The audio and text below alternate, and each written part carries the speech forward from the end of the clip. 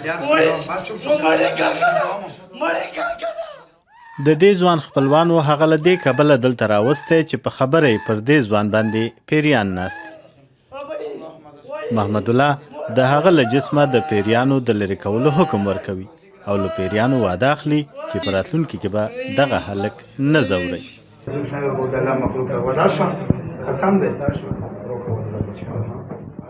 په د چیلک یو ډار کړی هم من چې کله وډور شو نو ما کوشش وکړو چې زه دغه چیلې نه دغه کرخو نه ووځم.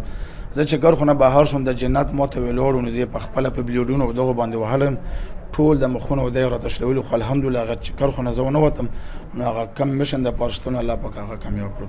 محمد الله د کوټې دننه د پیریانو د کنټرولولو په هڅه کې دی خو کله چې خلک کوټې ته ورننوتل نو خپل کار یې لاس واخیست. هغه دا کار هغه وخت ترسره کوي چې یوازې اوس په ټولیز ډول د دم او درود چاره ترسره کیږي ځکه چې وخت کم دی او په انفرادي ډول د خلکو دمول ممکن نه دي. دلته دومره ګڼه ګوڼه ده چې له لرې پرتو سیمو څخه راغلي ځینې کسان له 3 ورځو څخه هم زیات وخت کیږي چې د خپل نوبت په انتظار دي. دا ځوان د پېښور پوهنتون محصل دی. په ټولنیزو رسنیو کې د دې ویډیو د خپرېدو وروسته د نورو خلکو په څیر هغه هم یو خپلوان دلته راوستی دی. خدای که والا دا نوی نی دا وقت دی خوست نه دی خلقی ساعت نه نن می دریم ورځ دو. ولی خان بیا په ځانګړي ډول د افغانستان له خوست ولایت څخه دلته راغلی دی. هغه پر دې ټینګار کوي چې په انفرادي ډول دم شي.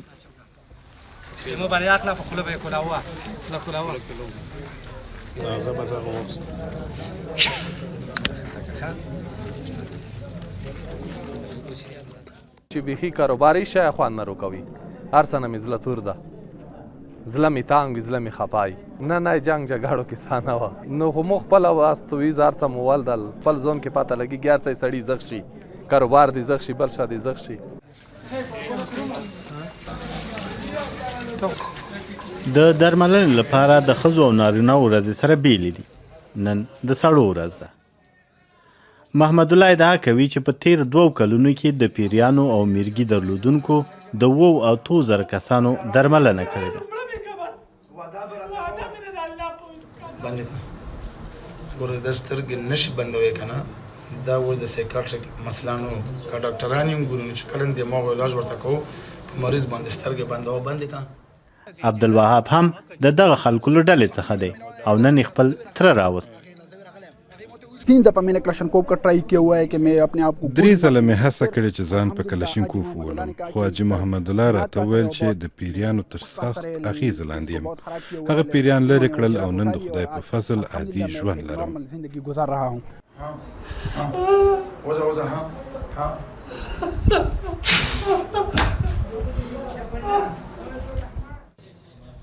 محمد الله وایي چې د هغه جنیاتو وژل جایز دي چې پر ښځو کېناستلي وي.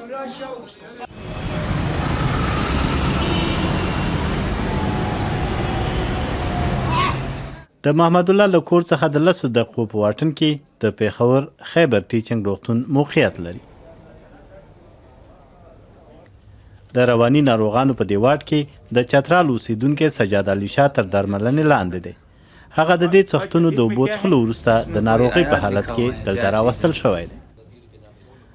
دلته هره ورځ په لسګونو کسان د تداوۍ لپاره راځي. د انتقاد کوونکو په اند د بېسوادۍ او نه پوهاوي له کبله خلک توهم پرسته شوي او عامې رواني ستونزې هم د پیریانو له حملو سره تړي. روبینه سرور له 15 کلونو راهیسې د ارواح پوهې په توګه دنده ترسره کوي. زیادتر हमने देखा है कि जो موږ زیاتره وخت لیدلي چې دغه اغېز پر ځوانو نجونو او هلکانو وي خو دا له جنیاتو سره اړه نه لري. دا د دوی د مختلفو مشکلاتو له کبله په یو نه یو ډول د ناروغۍ په شکل کې ښکاره کیږي او موږ ته راځي. نظر آتے ہیں اور وہ آتے ہیں ہمارے پاس. ولی خان د 50,000 کالدارو تر لګښت وروسته بېرته خوست ته ستنېږي. هغه وایي چې هماغه ډول دی لکه څنګه چې راغلی. ښه نه یم اوس پره څه پاره خر کې راغلی نه چې ښه نه یم نو اوس زه حضور نشم یاله چې ښه شوم.